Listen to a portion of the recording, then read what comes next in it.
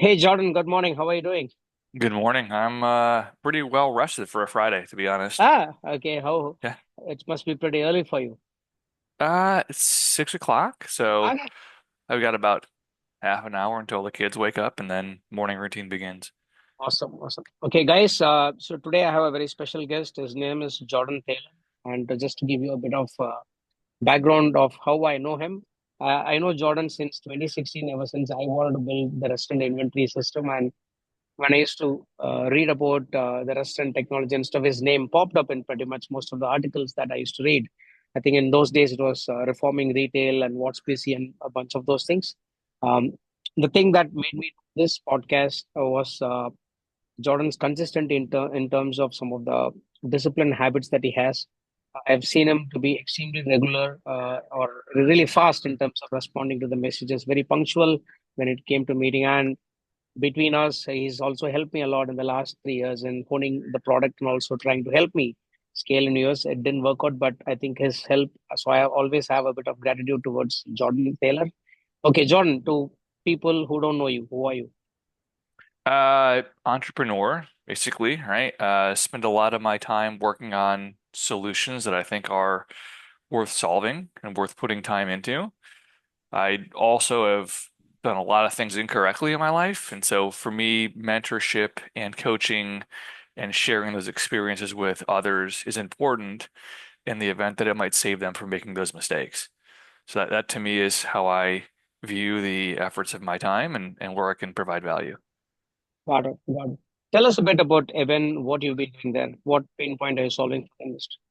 Yeah, so in terms of how I spend my time today for work-related things, there's a systematic hedge fund that I run. It does very well. There is a number of investments that I make as an LP, whether it's funds or direct checks into companies, like an angel, if you will, and a company called posplus.org, which is Post. And this is like uh, very, a very clever take on payment processing. Mm-hmm. So high level there is like software companies are embedding payments, and when they do that, you become hostage as the merchant. You can think of Toast, right? Hey, I'm a merchant. I'm using Toast. You're stuck with the rates Toast is going to charge you. Otherwise, you have to leave the system, which is painful. Post allows you to keep using Toast and then use whomever you want for payments while having everything reconciled back in the software. So we work with some very large private equity groups who rolled up a bunch of businesses in other industries, dental, medical, veterinary, etc. And that does very well for them, very accretive, 20, 30% accretion to EBITDA. So very, very successful. Aben is in litigation with MasterCard. So MasterCard, which is kind of surprising, MasterCard, despite being a duopoly in the card network processing game, actually does not know the locations where their data is processed. So if you swipe a card at McDonald's, they don't know that. It's kind of surprising. So part of the infrastructure in payment processing is super antiquated, and at least for MasterCard, never really updated, apparently, the infrastructure to be as good as they represent it to be. So Aben is embroiled with that. That sounds pretty strange, right? The companies are supposed to know what's how their card is being using it where. I think, look, the reality is Visa and MasterCard are duopolies, okay? And no one can show up to work for 12 months and the company will still make more money. They employ the number of people that they do to avoid legislative scrutiny in the US. Other parts of the world have tapped on an interchange saying, hey, look, this is kind of punitive for commerce. And America is still a wild, wild west and free for all. And so the reality is when you make money doing nothing, the culture isn't really one that like, hey, if I don't make this product work, I get fired. It just there's a slush fund and no one really cares. So culturally, it's a problem at the core of being a duopoly. Got it, got it. So, what is it that Aben aims to solve for the industry, and how is that tied to the duopoly So companies? yeah, Aben was using card scheme data to wrap around a CDP to help on businesses, really brick and mortar businesses, understand how they were performing against their competition, and then to measure the outcomes of their actions. So, for instance, if I implemented a marketing campaign, did I take share from Mm-hmm. competitors? Did my sales go up in a statistically significant way relative to those of my competitors? So that was in essence what Aben did, or wanted to do, and try to do. The problem was the data that we were sold from MasterCard did not perform as they represented. Which is why this litigation then later Correct. on. That's it. It's like Got we're it. not even. It's a massive waste of time on everyone's part. I wish they were just a little more forthright up front, is all. Okay, that's very interesting. I hope you win the litigation That's and get. it's first world problem, man. We'll figure it out. Okay, cool. So I'm a little curious, right? Checked your background in education. You were into biological engineering and financial management, investing before that. How did you get into this restaurant tech world and brick and I've mortar always industry? I've straddled technology and like business, if you will, for a long time, in the sense that yes, I'm technical, like sure I can do quantitative stuff, but doing that in a silo is kind of useless if you don't understand the business applications. Um, so I was always interested in doing things that were entrepreneurial, had a business lens to them. And the we stumbled into this space. I mean, it's close to 15 years ago now. So you just saw how antiquated brick and mortar was, and you saw the opportunities to fix a lot of these problems with, uh, I wouldn't even say complicated data science, like just basic stuff. The things that you kind of take for granted when you graduate from like a university, even basic math, brick and mortar merchants don't even implement. I'm not even talking like small mom and pops. Like I'm talking big chains. Like Big they're chain? very, very unsophisticated. And so there's a lot of low-hanging fruit and a lot of money that's sitting on the ground. The problem is mostly a people problem. It's convincing the people that work at these companies that there's money to be made. And I think this is a problem that I would imagine most salespeople face, which is Okay. I have to convince somebody that they're basically wrong and they need to be open to learning, or in the case of more extreme technology shifts, I've got to convince someone to buy a solution that's going to make their job obsolete, right? Ah. And that is a challenge. Mm. Certain people are more receptive. Like typically, smarter people are more receptive to changing because they can do the math and figure out the linearity of the output. People that are less sophisticated usually take it as offensive and don't really want to move. Do you, I mean, I think you've been around the block for about 10 years in this industry. And so do you see a change in the sophistication or people warming up to new tech No, now or not? I actually thought when we started that you'd have a lot more osmosis from e-commerce, which is much more data driven. You have to be. Everything's based on data. You don't see that in restaurants by and large. You met a few people at some of the large like tier one brands, but no.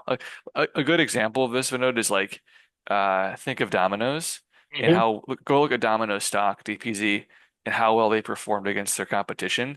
And what they did on a scale of 1 to 10 in terms of sophistication was like a 1.1. It was just Wow. everyone else was so bad. They were able to grab immense market share by not being that bad. Okay. So it's a question of you don't have to be the worst as long as you're bad. You can still survive in the market. Correct. So it's just, yeah, it's the more you dig in, the more you realize, whoa, I can't believe there are large swaths of uh, the economy that are run so poorly. Awesome. Great. I think I'll dive into Jordan, the person, which is the heart of this podcast. So I think few things that stood out again is the speed at which you generally operate in terms of our interactions. I've seen that since 2016. I've also seen that possibly you work out pretty regularly. You also said something last time we met. I said like, do you wake up at 4:30? And you said, yeah, to be successful, I need to do that. I want to understand that part. What is it that makes you wake up at 4:30, and what's your routine in the morning? Well, so part of it is when you have little kids, and this is like a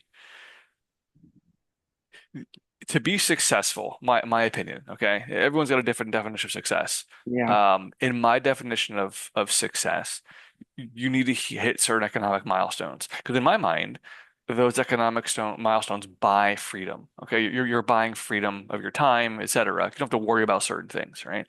Um, there are probably people like there are people that win the lottery. There are people that spend a week building a piece of technology, it takes off, and they're set for life.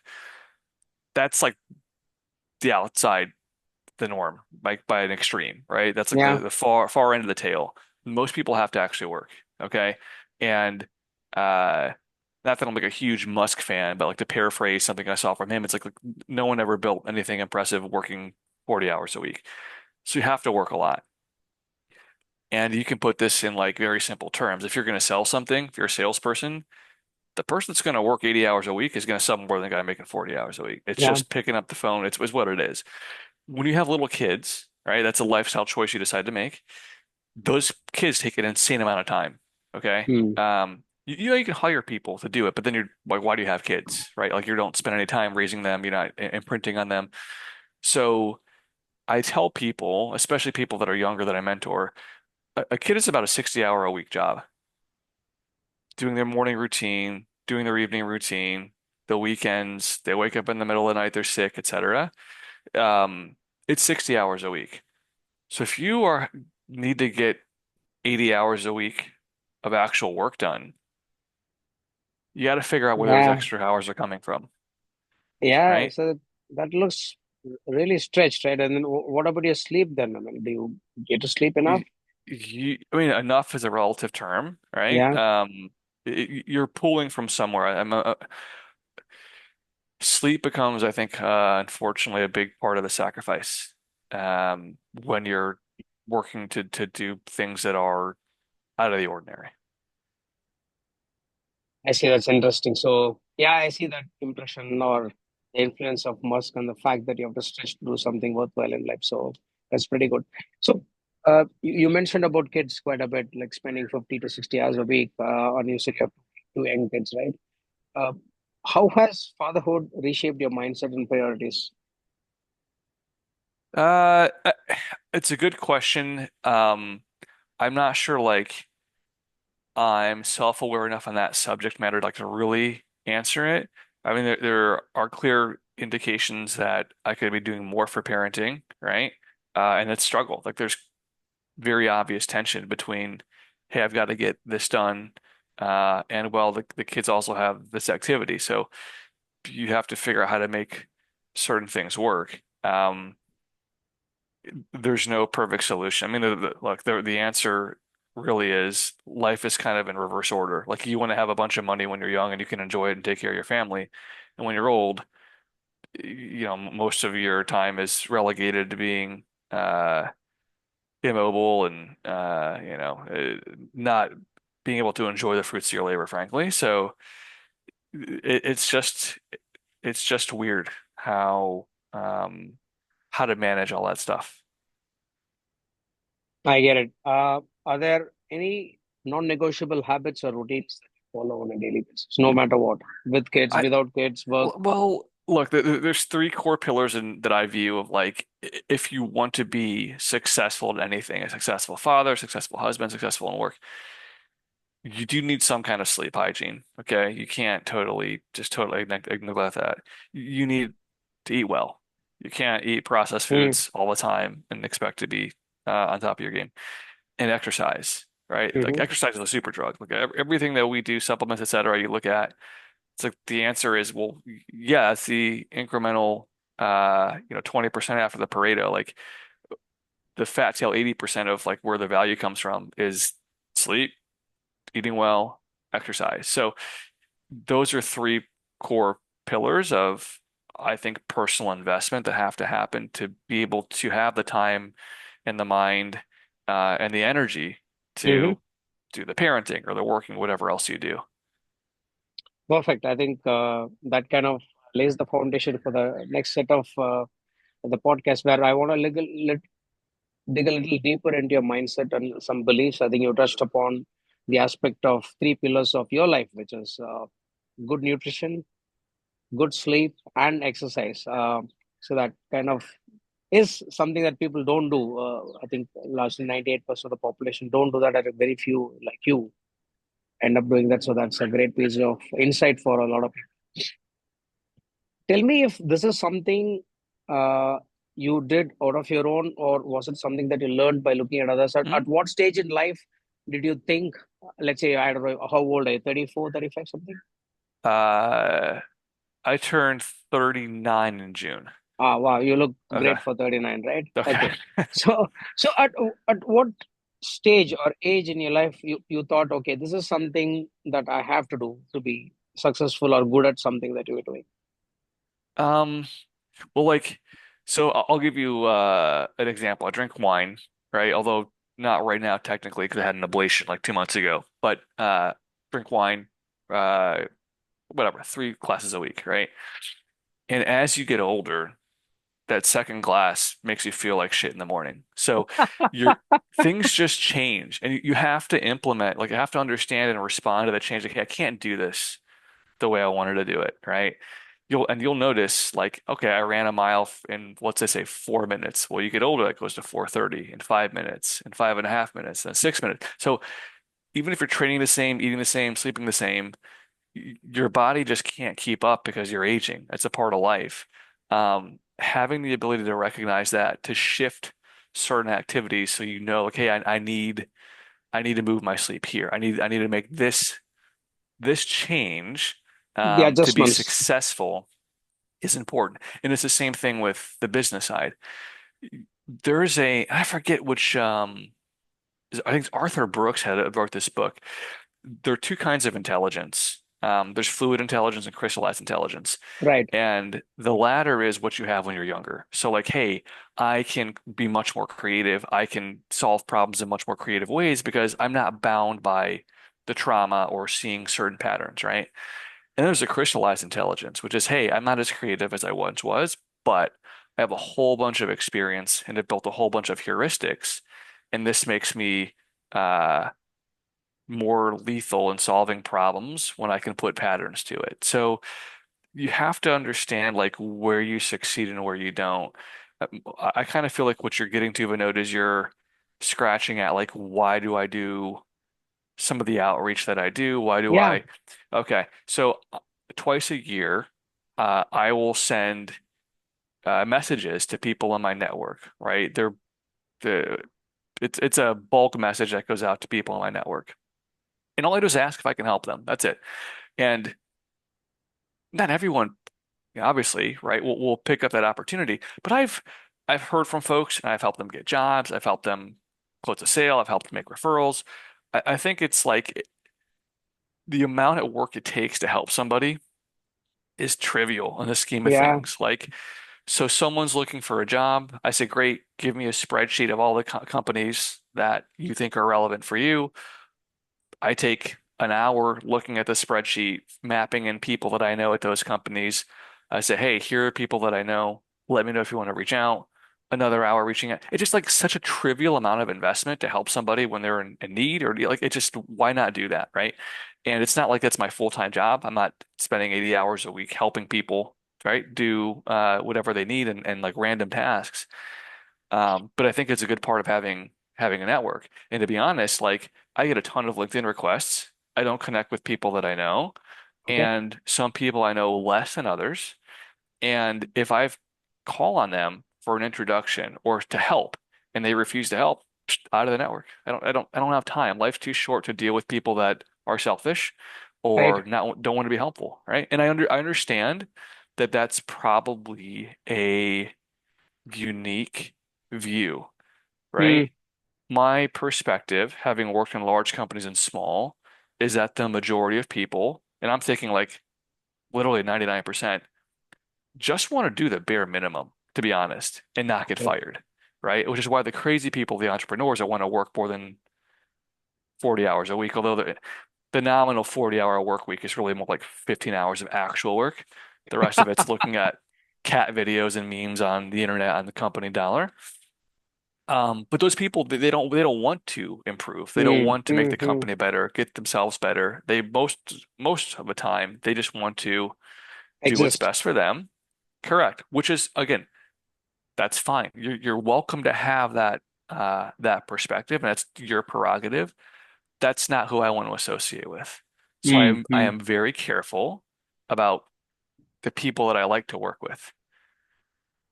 Got it. I think, in fact, I should thank you for bringing this up. That that was one of the reasons why I ended up chatting with you 2 weeks back. That you dropped a mail, and I'm like, I was feeling a little embarrassed that I'm not in touch with you, and I we had a nice chat about it, and so uh, non-financial, non stuff where I'm needing something from you, you need something.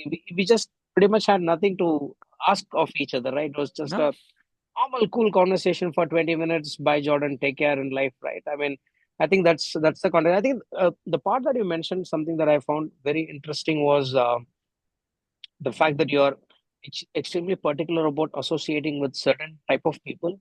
Uh, how would you know that this person A, B, or C is worth being associated with or not? How do you make the distinction based on your initial conversations or Well, look, emails? there is a bias. I think people that are willing to risk a lot to start companies are either they're like crazy in like a bad way or they're crazy in a good way, right? And like crazy in a bad way, like, hey, I'm unemployable because I'm lazy and I don't want to do anything and I'm dishonest.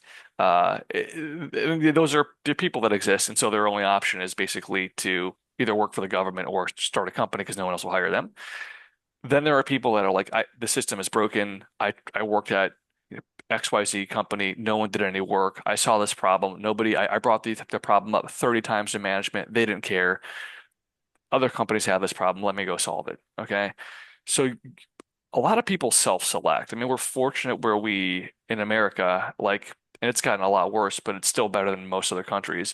There is a free market system where, like, if you do work hard and you put in the time and you do that long enough, eventually something will work and you'll be rewarded for that economically. Okay. Um, so as founders, you can select and see other founders and figure out who's trying to do hard things. And by the way, being a founder is like probably the hardest job there is in the sense of like the amount of stress, the amount of hours, the little income that you receive to do that in Yeah. the early stages. So like being empathetic and helping those people is Mm, important, right?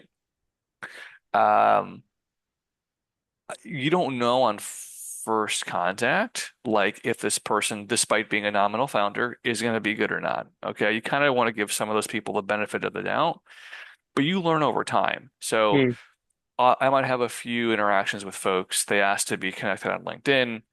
We do that. Then I've got, let's say, you said, hey, I need an intro to this company. That guy has an yeah. in.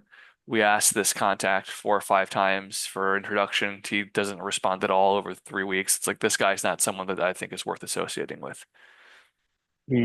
Got it. I think that's interesting. I think one of the things that I honestly feel after talking to you, particularly today and the last time, is that you come across as someone who's very mature and a lot self-aware of yourself, your limitations, and what you really need in life. I think that's a kind of a rare quality that I've not seen very often in a lot of people. So the last question before we wrap up, because you've got just got 5 minutes before you take care of the kids, Yeah, right? kids gotta, yeah, Uh, we'll be waking up here soon. Yeah. yeah. How much of the discipline and the habits that you have with respect to your, exercise and sleep and food transformed or kind of helped you do better, let's say, in your professional life, including your entrepreneurship? A ton. And the discipline's super important, right? Why? If you want to get a goal, okay, whatever the goal is, you want to make $1, okay, and you're starting with $0. The more doors you knock on, the higher the chance you're going to get the dollar. And if you put a time on it, I want to have $1 by December 1st. You better knock on a lot of doors to get $1. And if you don't have the discipline to figure out, wake up early, don't go to this event, can't watch a sporting event and drink all night, right? Mm-hmm. Um, you need that level of discipline to eschew those activities to get to your goal of $1 by December 1st. Okay.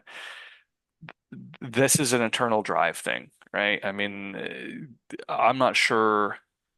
You just have to do it for yourself. I mean, as a parent, you know this.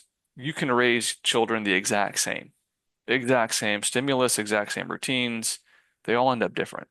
Yeah, Uh, yeah, There's a nature versus nurture thing that even psychologists and psychiatrists who study this stuff full time, they don't quite understand, right? yeah. The brain's a funny True. thing. So I always view things like this, Vinod. Luck is like 99% of it. You have to be born in the right place. You have to have good health, right? You think there's, I don't know, 9 billion people in the world. What are the odds you're born in a country that has upward mobility? What are the odds you're born with like good health? What are the most people won't acknowledge this. 99% of it is luck. Okay. Like Mm-hmm. just to get there. You have no Mm-hmm. choice in who you're born to, where you're born. That's all luck. The other 1% is what you can control. Um, and that 1% is massively asymmetric in the outcome in certain Mm-hmm. categories, right? There are plenty of people that you and I both know that were born incredibly fortuitously, in great conditions, great parents, stable household, great incomes of the parents, that end up nowhere because they don't have a discipline. So that 1% that you can control really determines the outcome of where you go. And that you think comes from discipline. That's the one person that you can control. I just like, yeah, I think there's a huge component is discipline. Of course, there's obviously no doubt about it. Maybe we should talk more about the discipline aspects next time we catch up, Jordan. Jordan, it's a pleasure. You have 2 minutes to go spend time with your kids and then get them ready for school. Thanks a lot Perfect. for dropping by. On a quick note, we'll connect with you again. See you soon. Have a great day. Thanks for knowing. Cheers, buddy. Bye. Bye.